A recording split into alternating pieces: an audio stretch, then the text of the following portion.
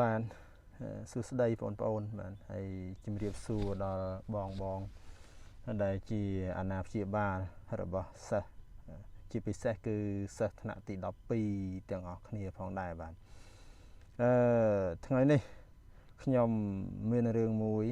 ចង់ចែករំលែកក៏ដូចជាផ្ដល់ជាចំណាប់អារម្មណ៍ដល់បងប្អូនក្នុងនាមជាគ្រូបង្រៀនម្នាក់ដោយសារតែនៅក្នុងសង្គមយើងក្នុងរយៈកាលប្រហែលជាមួយខែឬក៏កន្លះខែចុងក្រោយនេះណាមានរឿងភ្ញាក់ផ្អើលភ្លុកភ្លឹកច្រើនមែនទែនបាទដំបូងឡើយគឺរឿងលោកគ្រូសានសុជាតាំងពីគាត់មិនទាន់លាចាកសិក្ខាបទសឹកជាប្រសង់មករហូតដល់សឹកហើយក៏មានរឿងបន្តមកសប្តាហ៍2សប្តាហ៍ចុងក្រោយនេះគឺរឿងរបស់បងបឺតសម្រាប់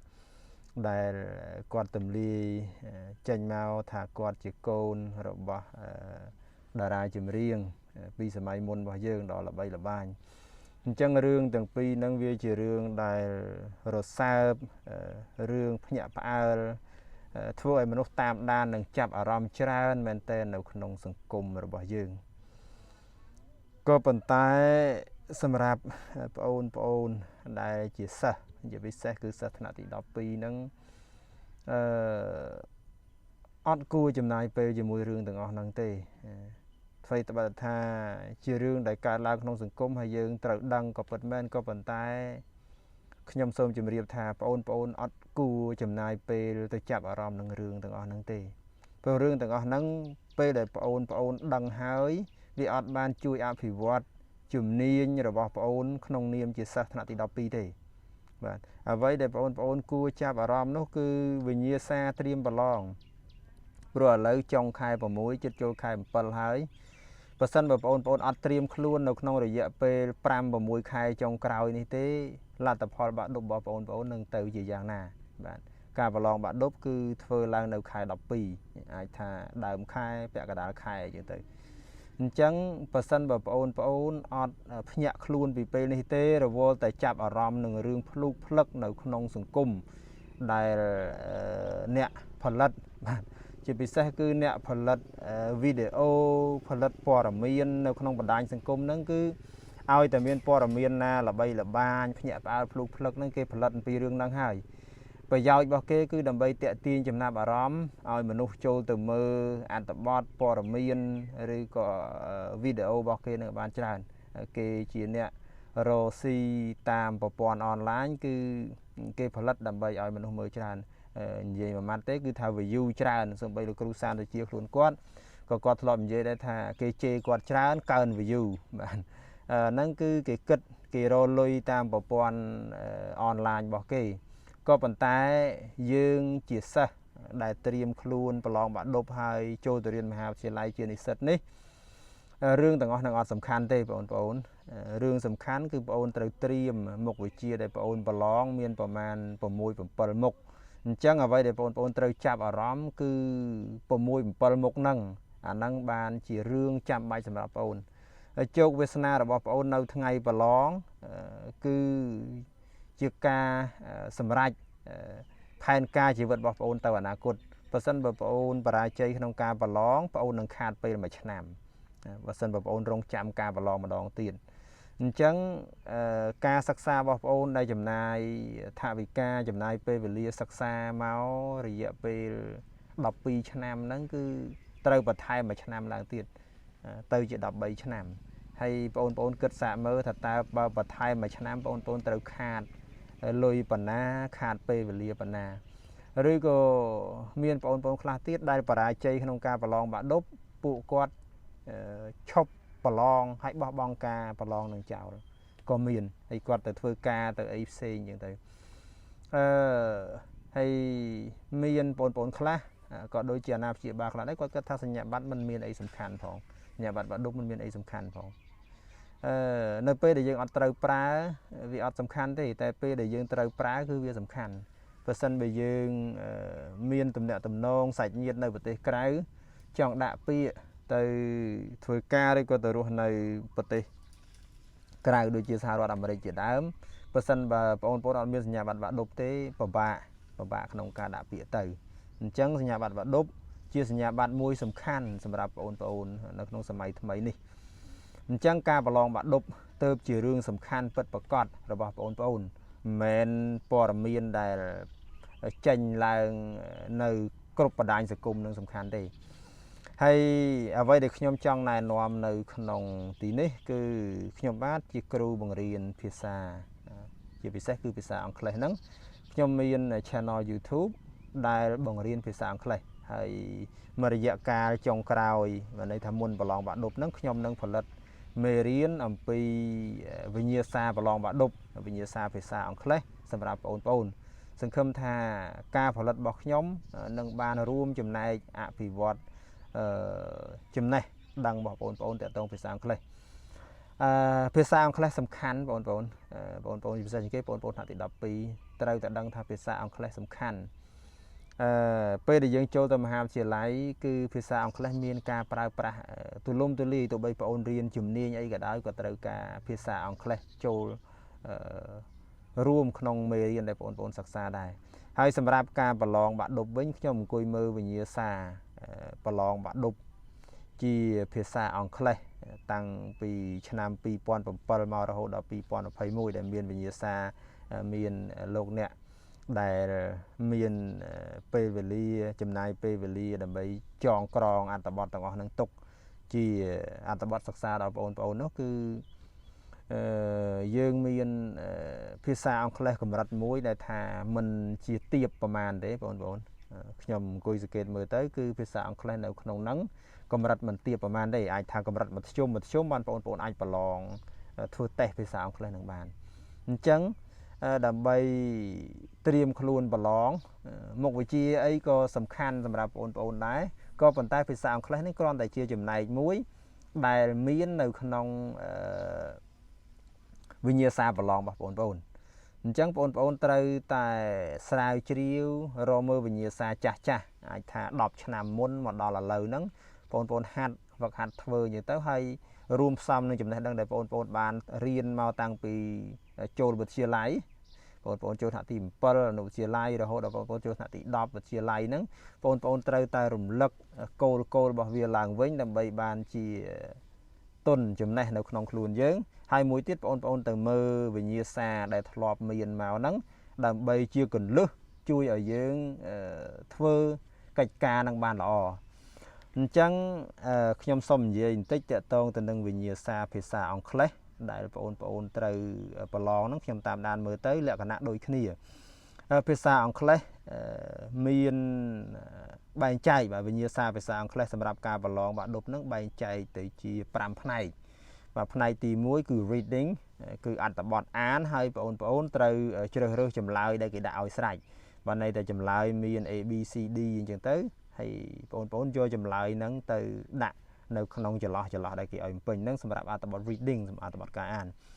ក៏ប៉ុន្តែមានរឿងមួយដែលខ្ញុំភ្លេចប្រាប់ពីដើមអ្វីដែលសំខាន់ជាងវិញ្ញាសាហ្នឹងគឺគេហៅថា instruction ការណែនាំនៅក្នុងចំណុចនីមួយអញ្ចឹងសម្រាប់ការណែនាំគឺសរសេរជាភាសាអង់គ្លេសទាំងអស់សម្រាប់វិញ្ញាសាអង់គ្លេសអាហ្នឹងទាមទារឲ្យបងប្អូនមានសមត្ថភាពភាសាអង់គ្លេសមធ្យមមួយដែលអាចអានការណែនាំបានន័យថាសេចក្តីណែនាំថាវិញ្ញាសាចំណុចទី1នឹងត្រូវធ្វើយ៉ាងម៉េចបងប្អូនត្រូវមានចំណេះដឹងភាសាអង់គ្លេសដែលអាចអានអាហ្នឹងយល់ហើយទើបអាចធ្វើបានមិនចាំបាច់ចេះពាក្យទាំងអស់ហ្នឹងទេក៏ប៉ុន្តែធ្វើម៉េចអានឲ្យដឹងឧទាហរណ៍នៅក្នុងទីនេះវិញ្ញាសាផ្នែកទី1នេះគឺថា read the text below and fill in the blanks with the appropriate words from the box. The first one has been done as example for you. អាហ្នឹងគឺជាសេចក្តីណែនាំនៅក្នុងលំហាត់ហ្នឹងគឺថាឲ្យអានអត្ថបទខាងក្រោមហើយបំពេញចន្លោះឲ្យដោយយកពាក្យដែលសមគួរមួយមកដាក់ក្នុងចន្លោះហ្នឹងពាក្យគឺគេមាននៅក្នុងប្រអប់ហ្នឹងស្រេចហើយទី1លំហាត់ទី1ឬក៏លេខ1ហ្នឹងគេធ្វើជាឧទាហរណ៍ឲ្យយើងរួចហើយយើងធ្វើតាមគេអញ្ចឹងបងប្អូនត្រូវតែយល់ពីអាហ្នឹងហើយចាប់ផ្ដើមអានអត្ថបទអានពាក្យដែលគេដាក់មកដំបូងហើយអានអត្ថបទហើយចាំគិតពីរឿងពេញបាទអាហ្នឹងផ្នែកទី1តាក់ទង reading បាទតាក់ទងការអាន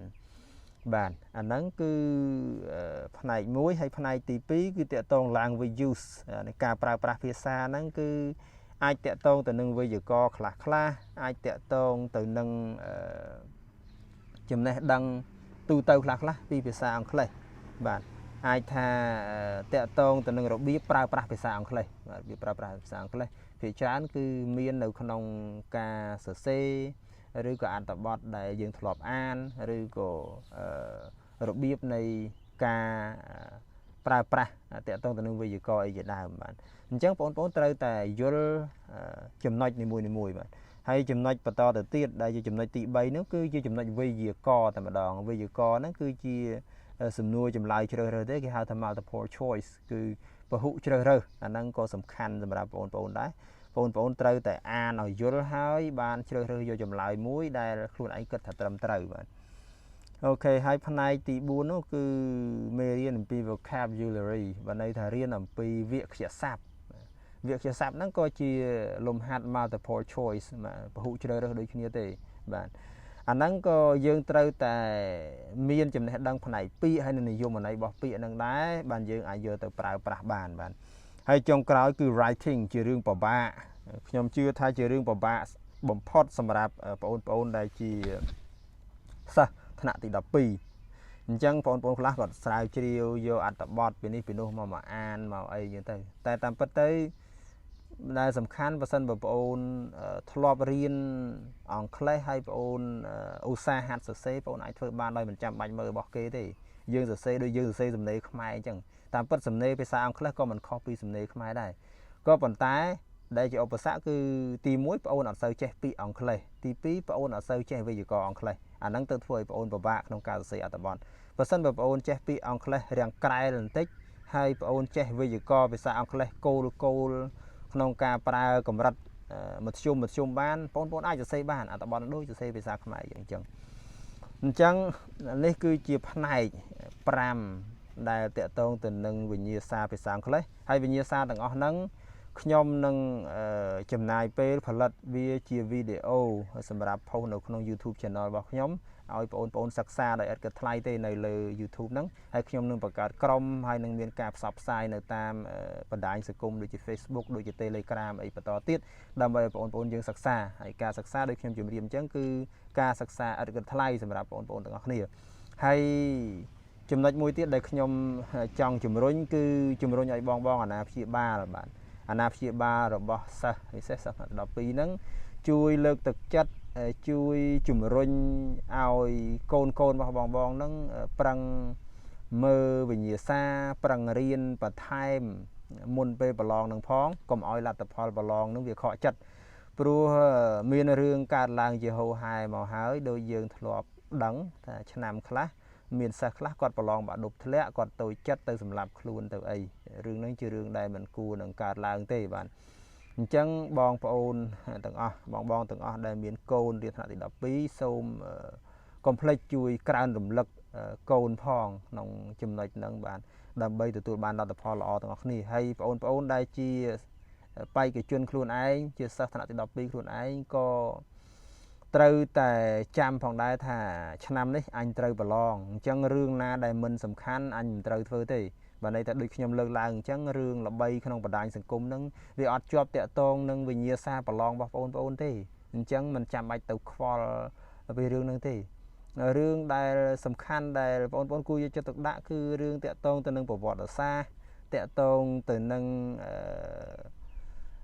មេរៀនរបស់បងប្អូនប្រវត្តិសាស្ត្រភូមិសាស្ត្រវិទ្យាសាស្ត្រអីដែលបងប្អូនត្រូវសិក្សាបើមានព័ត៌មានពីអស់រឿងអស់ហ្នឹងចេញតាមបណ្ដាញសង្គមអីអាហ្នឹងបងប្អូនតាមមើលក៏វាអត់ខ້ອຍដែរក៏ប៉ុន្តែរឿងដូចខ្ញុំលើកឡើងអញ្ចឹងរឿងរបស់លោកគ្រូសានសុជារឿងរបស់បងបឺតសម្រាប់វាអត់សំខាន់សម្រាប់បងប្អូនទាំងអស់គ្នាទេអញ្ចឹងខ្ញុំមិនលើកទឹកចិត្តឲ្យបងប្អូនតាមដានរឿងទាំងអស់ហ្នឹងទេរឿងហ្នឹងពេលនេះវាកំពុងតែមានបញ្ហាជាចម្រូងចម្រាសក៏ប៉ុន្តែទៅខាងមុខវានឹងរកឃើញចម្លើយរបស់វាដោយខ្លួនឯងបងប្អូនមិនបាច់ខំប្រឹងគិតប្រឹងស្រាវជ្រាវរកចម្លើយទេព្រោះមានគេអ្នកដែលធ្វើការខាងហ្នឹងអស់ហើយរឿងទាំងអស់ហ្នឹងទោះបីចម្លើយវាទៅយ៉ាងណាក៏អត់មានផលប្រយោជន៍អីដល់មេរៀនរបស់បងប្អូនដល់ការសិក្សារបស់បងប្អូនដែរអញ្ចឹងអ្វីដែលសំខាន់គឺបងប្អូនត្រូវតែចេះប្រើប្រាស់ពេលវេលារបស់បងប្អូនឲ្យបានល្អបើន័យថាអ្វីដែលសំខាន់ដែលនៅចំពោះមុខរបស់បងប្អូនត្រូវ ដោះស្រាយចាំបាច់ទៅដោះស្រាយគឺការត្រៀមខ្លួនដើម្បីប្រឡងបាក់ដប់ឲ្យជាប់ទោះបីបាននិទេសយ៉ាងណាក៏ជារឿងនិទេសក៏ប៉ុន្តែសំខាន់ផុតឲ្យជាប់ដើម្បីចូលទៅរៀននៅមហាវិទ្យាល័យហើយធ្វើតាមសេចក្តីសុបិនរបស់បងប្អូនឲ្យបានសម្រេចបានអូខេអរគុណច្រើនបងប្អូនទាំងអស់គ្នាដែលខំចំណាយពេលតាមដានទស្សនាវីដេអូរបស់ខ្ញុំហើយអរគុណបងទាំងអស់គ្នាដែលតាមដានទស្សនាហើយកុំភ្លេចបាទលើកទឹកចិត្តកូនឲ្យខំប្រឹងសិក្សាហើយបងប្អូនក៏កុំភ្លេចខ្វល់ពីអ្វីដែលសំខាន់សម្រាប់បងប្អូនផងដែរបាទអូខេអរគុណច្រើនបាទសូមគោរពលាបាទ